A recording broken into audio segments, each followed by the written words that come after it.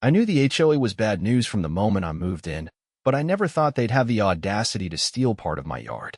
Yet here I was, standing on my back porch with a cup of coffee, staring at a brand new 6-foot fence running straight through my property. I set the cup down, rubbed my temples, and took a deep breath. This had to be some kind of mistake. Marching up to the fence, I followed it until it led me right to the source of all my neighborhood's misery, the HOA president, Nancy O'Connell. Middle-aged, power-hungry, and always wearing that ridiculous pearl necklace like she was the queen of some suburban kingdom. She stood near a group of HOA board members, arms crossed, smug as ever. "Nancy," I called out, keeping my voice steady. "Why is there a fence running through my yard?" She gave me a condescending smile. "Oh, Adrian, you didn't check your mail? We sent you a notice last month. The HOA voted to extend the community park's boundary. Your yard was underutilized." I clenched my jaw. "Underutilized? It's my property." She waved a dismissive hand. "It's for the good of the neighborhood. The board approved it, and you'll still have access to your home. The fence stays." I took a deep breath, forcing myself to stay calm. "You have no legal right to do this. You can't just take my land." Nancy's grin widened like she had been waiting for this argument. "Actually, we can. The HOA charter states that common areas can be expanded if they benefit the community. And since you never officially contested the vote within 30 days, it's final." My hands curled into fists, but I wasn't about to lose my temper. Not yet. Instead, I nodded. "All right, Nancy, you want to play games? Let's play." She raised an eyebrow. "Oh, Adrian, don't make this difficult. Just accept it. It's better this way." I turned on my heel and walked away, ignoring the laughter of the board members behind me. They thought they had one. They thought I was just going to roll over and accept this theft of my property. They had no idea who they were messing with. Nancy and her board thought they had backed me into a corner. They thought I'd get frustrated, maybe yell a little, but ultimately give up. They had no idea who they were dealing with. I wasn't just some clueless homeowner. I was a contractor, one who specialized in property development and zoning laws.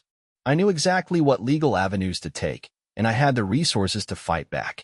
But I wasn't just going to fight. I was going to make them regret ever thinking they could steal from me. The first thing I did was head straight to City Hall. I spent the next few hours digging through permits, property records, and zoning ordinances. It didn't take long to find the smoking gun. The HOA had not only failed to get the necessary permits to extend their so-called community park, but they had also violated multiple local property laws by erecting that fence without my consent. Even better? The land they had claimed wasn't just mine, it was protected under my deed. That meant the HOA had committed trespassing, and I had every legal right to remove the fence by any means necessary. But I wasn't stopping there. I made a few calls to some contacts in the city's zoning commission and had them take an official look at the HOA's records. Turns out, they had been bending the rules left and right, illegally using funds, misreporting expenditures, and even approving projects without proper oversight. With evidence in hand, I returned home. The next day, I called in a crew. By noon, a bulldozer was parked in my driveway, and I stood beside it, arms crossed as the HOA board members scrambled out of their office. Nancy stormed toward me, fury in her eyes. "What do you think you're doing?" she demanded. I gestured to the machine. "Removing illegal structures from my property." She scoffed. "You can't just..." I cut her off. "Actually, I can. You built that fence without permits, without my consent, and in direct violation of city zoning laws. That means it's coming down." Before she could protest, I gave my crew the signal. The bulldozer roared to life, and within minutes, the fence was reduced to splinters. The board members looked on, horrified, as the so-called expansion of their park was erased in an instant. Nancy turned back to me, seething. "You're going to regret this." I smiled. "No, Nancy, you are." Then I handed her the official complaint from the zoning commission. She scanned the document, her expression shifting from anger to panic. This is ridiculous," she stammered. "You think you can just..." "Oh, it's not just me," I interrupted. "The city's involved now. They're doing a full audit of the HOA's finances and permits. Turns out, you've been approving projects illegally for years. And that little office of yours?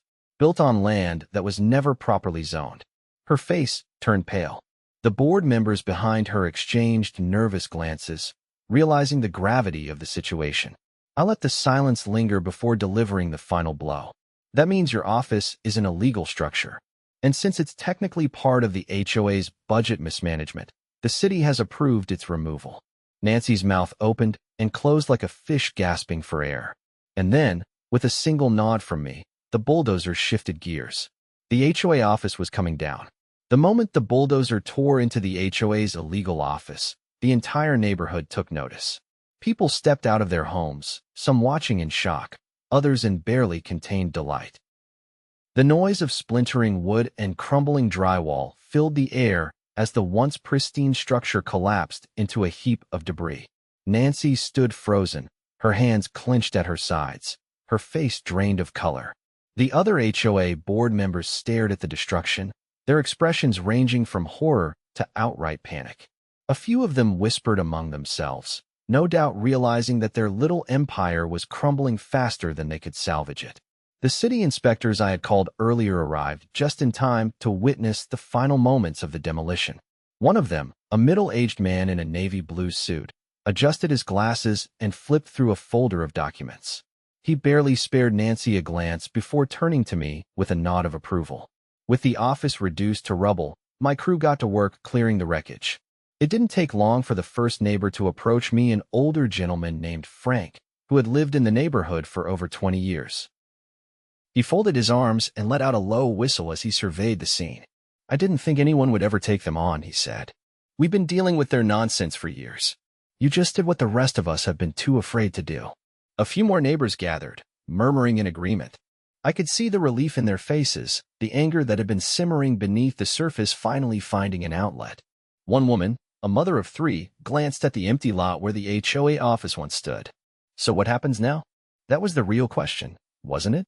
The HOA had overstepped, and now their infrastructure, both physical and administrative, was collapsing. But I wasn't done yet. I had no intention of letting Nancy and her cronies slink away without consequence. I turned back to the inspector, who was already making notes on his clipboard. "What happens to the HOA now that their office is gone?" He glanced up at me. "Considering their financial mismanagement and zoning violations, the city will likely revoke their ability to enforce regulations. It's possible the HOA itself could be dissolved, depending on the outcome of the audit." Nancy finally snapped out of her stupor, stepping forward with an air of desperation. "You can't just dismantle the HOA. We have rules, a structure, we have authority." The inspector raised an eyebrow. "Authority that you've abused. And from what I can tell, you've been misusing homeowner funds for years. If the audit turns up what I think it will, you won't just lose your position, you'll be facing felony charges." The murmurs among the neighbors grew louder. Some of them outright laughed, while others exchanged knowing glances. It was as if a weight had been lifted off their shoulders, the suffocating grip of the HOA finally breaking apart. Nancy's frantic expression shifted to one of pure rage. "You think you can just take over? That you can do whatever you want?" I met her glare head on. "No, Nancy. I'm doing what should have been done a long time ago, giving this neighborhood back to the people who actually live here." Without waiting for a response, I turned to Frank and the other neighbors. "That empty lot? It's not going to waste. I've already spoken to the city, and they're willing to approve a community project to replace it. No HOA interference, no ridiculous rules, just something for everyone to enjoy." A few of the parents perked up at that. "Like what?" "A playground," I said. "A real one. Swings, slides, benches. It'll be a place for families, for kids to actually enjoy their neighborhood without the HOA breathing down their necks." The reaction was immediate. Cheers erupted from the small crowd, and I saw more people stepping out of their homes, drawn by the commotion. Even those who had once been indifferent to the HOA's antics seemed eager to support the idea. Nancy was seething, but there was nothing she could do. The HOA's power had been gutted, their office reduced to rubble, their finances under investigation. She could bluster and threaten all she wanted, but the neighborhood had already turned against her. For the next few weeks, I worked with the city and the community to bring the playground to life. Volunteers stepped up, helping with landscaping and installing equipment.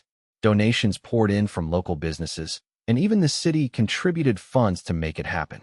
By the time the grand opening came around, the transformation was undeniable. What had once been an oppressive HOA-run neighborhood was now a thriving community, free from unnecessary restrictions. The playground stood as a symbol of what we had reclaimed, a space for families, for laughter, for genuine connection. "Nancy, She disappeared after the audit results came in. Turns out, she and a few of her board members had been skimming HOA funds for years, funneling money into personal accounts under the guise of neighborhood improvements. With criminal charges looming, she had no choice but to resign and leave town in disgrace. The HOA itself? Officially dissolved. No more ridiculous fines, no more arbitrary rules. The neighborhood was finally free. As I stood at the playground on opening day, watching kids race across the jungle gym and parents chatting on the benches, I felt something I hadn't in a long time: pride. Nancy and her HOA had tried to take what wasn't theirs. But in the end, all they had done was give me the opportunity to take it back for everyone. With the HOA dissolved and the playground officially open, the neighborhood changed in ways I hadn't even anticipated. People who had once kept to themselves were now outside more often, chatting with neighbors, organizing small gatherings, and enjoying their newfound freedom.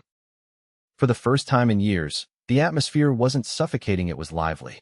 Even those who had once supported the HOA were now blending back into the community, realizing they had been following rules that did nothing but line the pockets of the corrupt board members.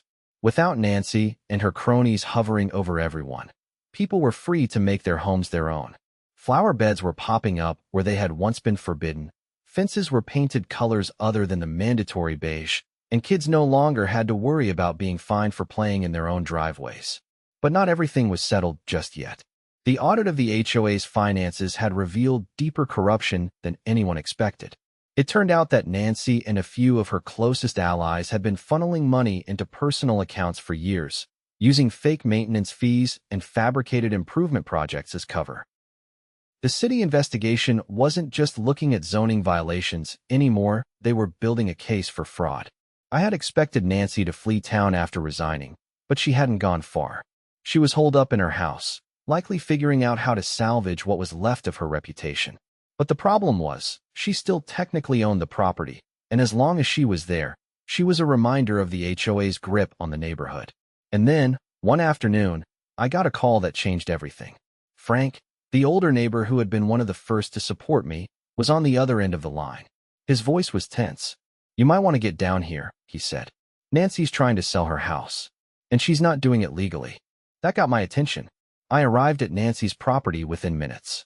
A few other neighbors had already gathered, watching as a man in a suit walked the perimeter of the house with a clipboard. Nancy was standing on her porch, arms crossed, speaking to a younger woman who looked increasingly uncomfortable. As I approached, I caught part of their conversation. Nancy was insisting that the house was a private sale and that she could offer a deal that bypassed all the red tape of traditional home purchases. The woman, however, was asking about the liens on the property, something Nancy clearly hadn't expected her to know about. I stepped forward, making my presence known. Nancy's face tightened the moment she saw me. "Adrian," she said through gritted teeth. I ignored the fake pleasantries and turned to the younger woman. "If you're thinking of buying this house," I said, "you should know that it's under investigation. The HOA's financial crimes are tied to this property. Any sale Nancy tries to push through without city approval could land you in legal trouble." The woman's eyes widened. I had no idea. She shot Nancy a wary glance. "You didn't mention that." Nancy's expression darkened. "That's because it's irrelevant. None of that will affect the sale." I crossed my arms. "Actually, it will. The city has placed a hold on all assets tied to the HOA's fraudulent transactions. That includes this house. You can't sell it, Nancy. Not legally." The woman didn't need to hear anything else. She muttered a quick excuse and hurried off, leaving Nancy standing alone on her porch, seething. I took a step closer, lowering my voice so only she could hear. "You're out of options," I said. "The HOA is gone. The city's coming for everything you stole. And now, you can't even unload this house to make a quick escape." Her hands curled into fists. "You think you've won? You think ruining me makes you some kind of hero?" I laughed, but there was no humor in it. "I didn't ruin you, Nancy. You did it to yourself." She glared at me for another moment before storming back inside, slamming the door behind her. Within a week, the city officially seized her property. It was auctioned off to cover the damages caused by the HOA's financial fraud. The money was redistributed to the homeowners who had been unfairly fined over the years, many of whom had never expected to see a dime of it returned. Nancy was last seen leaving town in a beat-up sedan, her once perfect suburban empire reduced to nothing. As for the neighborhood, it thrived. The playground became a hub of activity, local businesses started supporting community events, and for the first time in years, people actually felt at home. And me? I wasn't just the guy who bulldozed the HOA office anymore. I was part of something bigger, a community that had finally taken back what was rightfully theirs. With Nancy gone and her property auctioned off, the last remnants of the HOA's reign crumbled. The city had officially dissolved the organization, and with no board members left to enforce restrictions, the neighborhood underwent a transformation. Where once there had been uniformity, identical beige houses with strictly regulated landscaping, now there was personality. People painted their homes in colors that reflected their style. Front yards blossomed with flower beds, vegetable gardens, and playful decorations. The suffocating rules that had once dictated every minor detail of homeownership were gone. The most surprising change came from the people themselves. Neighbors who had once been isolated, too afraid to step out of line, now gathered for weekend barbecues and community cleanup projects. The playground became a focal point, buzzing with laughter, with parents sitting on benches, chatting as their kids ran across the jungle gym. It was exactly what I had envisioned, a neighborhood that belonged to the people, not an oppressive committee. But just because the HOA was gone didn't mean the mess they left behind had completely disappeared. The financial fraud uncovered during the investigation had led to a lengthy legal process, and while most of the stolen funds had been recovered through property seizures, there were still loose ends to tie up. One of those loose ends came knocking on my door one Saturday morning. When I opened it, a man stood on my porch, holding a leather folder. He wore a light gray suit, his hair neatly combed back. His posture was rigid, and his expression unreadable. I didn't recognize him, but something about him told me he wasn't here for small talk. He introduced himself as an attorney representing the city's financial recovery division. As soon as he said that, I knew this visit wasn't just a courtesy call. He explained that as part of the legal fallout from the HOA's corruption, the city was working to ensure that any outstanding fines or misappropriated funds were returned to the rightful homeowners. That sounded like good news until he got to the part that concerned me directly. Because I had played such a pivotal role in dismantling the HOA, my name had been flagged in several of their internal documents. That wasn't surprising, considering I had been their biggest thorn in the side. But what did surprise me was what those documents revealed.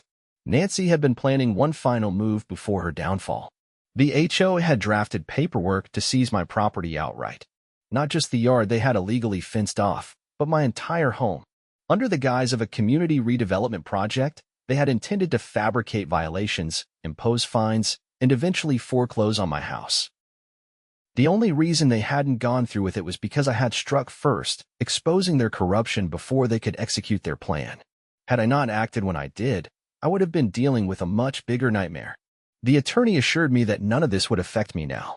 The attempt had been caught before it could be finalized, and any fraudulent claims against my home were nullified. But the revelation left a bitter taste in my mouth. Nancy and her board had been willing to go to any lengths to maintain control, even if it meant forcibly removing people from their own homes. I thanked the attorney for the information and closed the door, letting the weight of it settle. I had known the HOA was bad, but this was beyond petty power plays. It was outright theft, masked under the illusion of authority. I stepped out onto my porch and looked down the street. The neighborhood was thriving in a way it never had before. People were finally living without fear of arbitrary fines or sudden rule changes. But there was still one last thing I needed to do. I gathered the remaining documents I had collected during my battle against the HOA and made my way to City Hall. While the legal case against Nancy was already moving forward, I wanted to make sure that no future HOA, no matter who tried to restart it, could ever wield the same unchecked power again. Sitting down with a city official, I proposed an amendment to the local ordinance governing homeowner associations. It would put strict limits on what an HOA could enforce, require transparent financial records accessible to all homeowners, and most importantly, prohibit any HOA from attempting to seize private property under the guise of community improvement. The official listened carefully, taking notes as I laid out my case. When I finished, he promised to bring the proposal to the next city council meeting. Given the scandal surrounding our now defunct HOA, he believed there was a strong chance it would pass. A few weeks later, I received the news the ordinance had been amended. No HOA in our district would ever have the power to manipulate, steal, or control homeowners in the way Nancy's had. It was over, once and for all. That evening, I walked down to the playground. Families were gathered, kids running around, and for the first time in a long time, I felt a deep sense of peace. Nancy had tried to take everything from me. She had built a fence through my yard, tried to steal my home, and nearly got away with years of fraud. But in the end, all she had done was give me the push I needed to take back what was ours. And now, standing here, watching the neighborhood thrive, I knew one thing for certain. We had won. With the HOA dismantled and the new ordinance in place, life in the neighborhood settled into something that actually resembled home. The transformation wasn't just physical, it was cultural. People weren't living under scrutiny anymore, and the difference was noticeable. The playground had become a centerpiece, but it wasn't the only improvement. Without the HOA siphoning funds into useless pet projects, residents started investing in their own spaces. Some fixed up their homes with long overdue renovations, others planted gardens that would have once been deemed unauthorized landscaping. Block parties and weekend cookouts became common, and the neighborhood finally felt like a community rather than a collection of houses controlled by a handful of power-hungry individuals. But even with Nancy gone and her influence erased, there was still one last ghost of the HOA's reign that needed to be dealt with. The vacant lot where her house once stood. The city had auctioned it off, and the buyer had been a local developer with a reputation for snapping up cheap land and turning it into overpriced rental properties. That alone wouldn't have been a problem, except for the fact that this particular developer had a history of pushing for new HOAs in the communities they invested in. A few neighbors approached me with their concerns. They had fought too hard to get rid of the old HOA just to have another one sneak in through the back door. I wasn't about to let that happen. The first thing I did was dig into the developer's past projects. True to the rumors, they had a pattern by land, build housing, and then suggest forming an HOA under the guise of community improvement. Once in control, they'd implement strict regulations, driving up property values but also locking residents into a cycle of fees and compliance. That wasn't happening here. I called a few contacts in City Hall, people who had been supportive during the HOA's downfall, and asked what options we had. The lot was privately owned now, but zoning laws still applied. If the developer wanted to build anything that could impact the neighborhood, they'd need approval. A few weeks later, construction equipment arrived on the lot. The developer's crew started clearing the space, and soon, architectural plans were submitted to the city. That was my opening. I went door to door, gathering signatures from homeowners who wanted a say in what happened to the space. The city had a provision that allowed for community input on major developments, and we planned to use it. When the developer's representatives showed up at a public hearing, they were met with a full room of residents who had no intention of letting history repeat itself. The lead representative, a well-dressed man in an expensive suit, laid out their plan, a row of high-end duplexes with optional community guidelines that would later transition into an HOA. He spoke in carefully chosen words, avoiding phrases that would trigger resistance, but we all knew the game. When he finished, I stood up. This neighborhood just got out from under an HOA that was abusing its authority, I said. We're not interested in another one. The man gave a polished smile, clearly used to handling objections. I understand your concerns, but our developments are designed to enhance communities, not restrict them. Someone in the back of the room scoffed. Others murmured in agreement. I held up the paperwork we had gathered. These are signatures from homeowners who don't want an HOA. That's the community speaking for itself. The representative's smile faltered slightly. A city official overseeing the hearing glanced over the documents.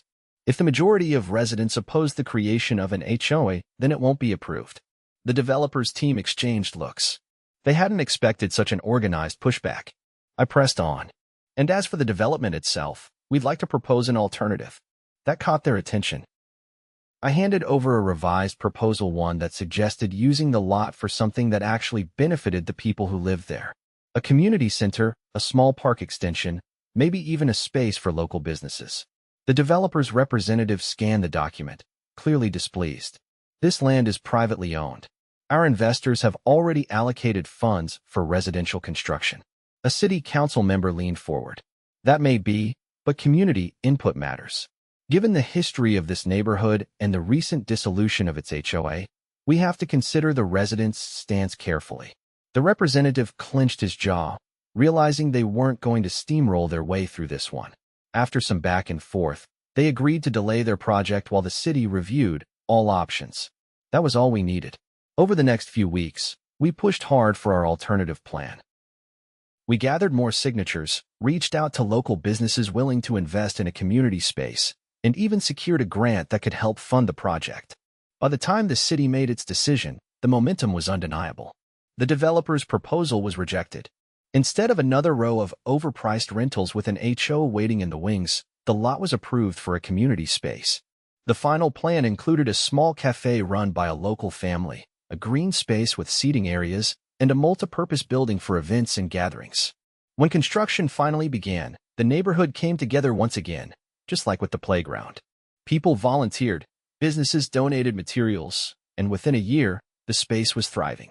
The town's developers learned an important lesson: this neighborhood wasn't going to be pushed around again. The fight that had started with a stolen yard and an illegal fence had turned into something much bigger. We had taken back our neighborhood, not just from a corrupt HOA, but from anyone who thought they could control it without listening to the people who lived there. And now, standing in the new community space, watching families enjoy the results of our efforts, I knew one thing for certain. We weren't just residents anymore. We were a community, stronger than ever.